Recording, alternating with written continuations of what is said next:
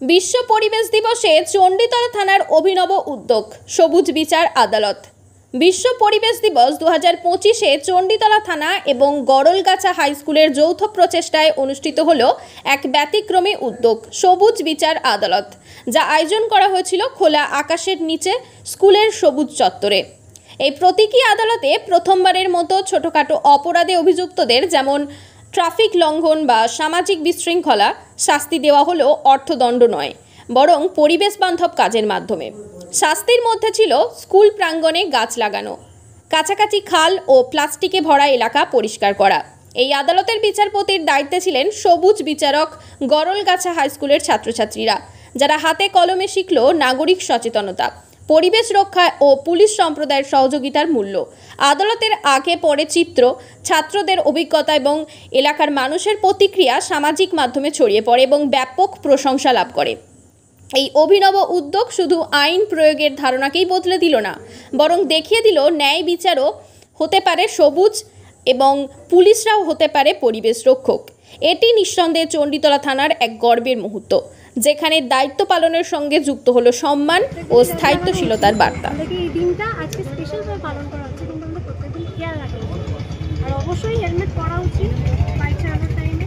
এগুলো আমাদেরকে নিজেদের সুরক্ষাই করতে হবে, নাহলে সবাই যদি বলে নিজেদের খেয়াল নিজেদেরকে রাখতে হবে। অবশ্যই পলিউশনটা যাতে রোধ করা যায় সেগুলো খেয়াল রাখতে হবে।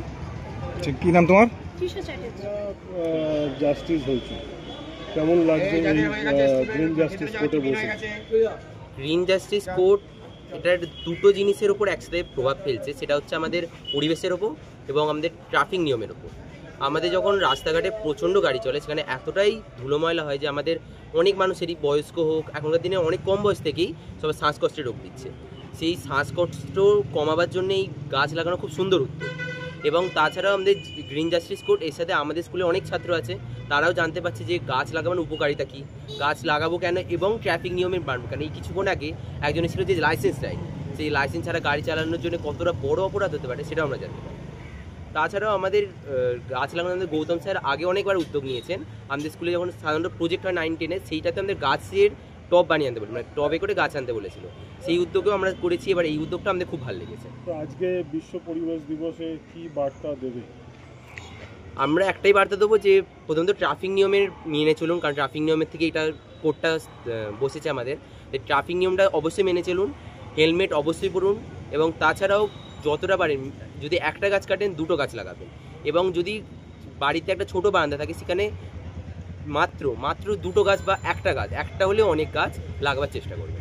তোমার নাম কি? সৌম্য প্রামাণিক। কতজনকে দোষী সাব্যস্ত করা হয়েছিল? 6 থেকে 7 জন হবে। সুন্দর একটা আয়োজন করেছে চণ্ডীতলা থানার পক্ষ থেকে, কি বলবেন?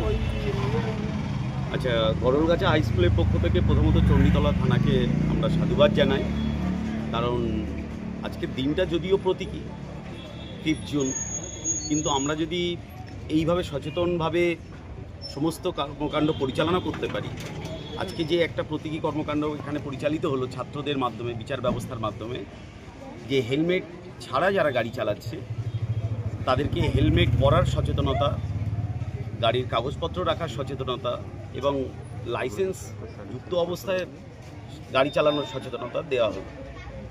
এটা একটা পার্ট, কিন্তু আমাদের সারা বছর ধরেই এই কর্মকাণ্ডের মধ্যে আমাদেরকে সচেতনভাবে গাড়ি চালাতে হবে এবং যাতে পরিবেশ সুরক্ষিত থাকে, দূষণ কম হয়, সেদিকেও খেয়াল রাখতে হবে।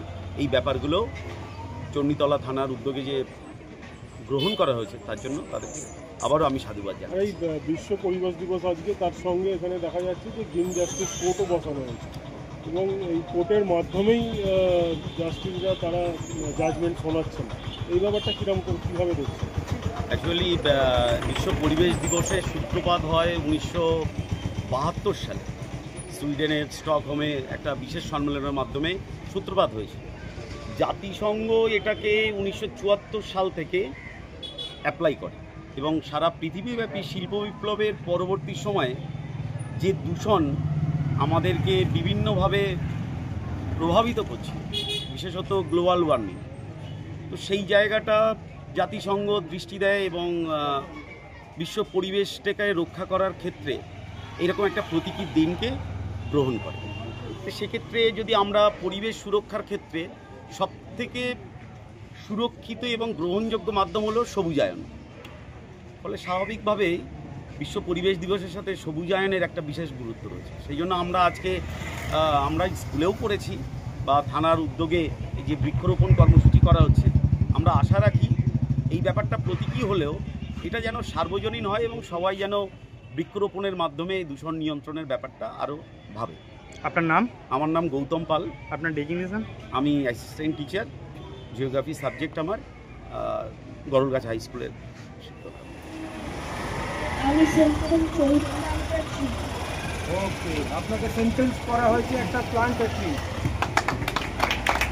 এরপর থেকে হেলমেট পরবেন। আর করেছিল হেলমেট পরিয়ে বলে তাই তার সাজা হিসাবে গাছ বসানো, যেহেতু আজ বিশ্ব পরিবেশ দিবস।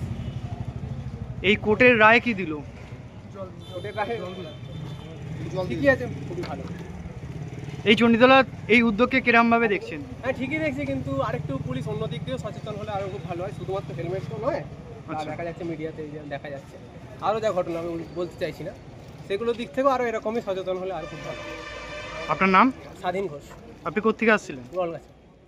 Sanjeevani health care nursing home, Shiakhala Furfura শরীফের পাশে, শ্রীপতিপুর, হুগলি। সমস্ত চিকিৎসার উন্নত মানের পরিষেবা দেওয়ার জন্য আমরা রয়েছি আপনাদের পাশে। Emergency, ICU, cardiology, nephrology, orthopaedic surgery, onco surgery, general medicine, physiotherapy, neuro medicine, dialysis, neuro surgery, শিশু সুরক্ষা, গাইনোকোলজিস্ট বিভাগ, ক্যাশলেস পরিষেবা, স্বাস্থ্যসাথী সহ যে কোনো হেলথ স্কিম, মেডিক্লেম গ্রহণযোগ্য। এছাড়া স্বাস্থ্যসাথী কার্ডের মাধ্যমে সম্পূর্ণ বিনামূল্যে সার্জারির সুব্যবস্থা।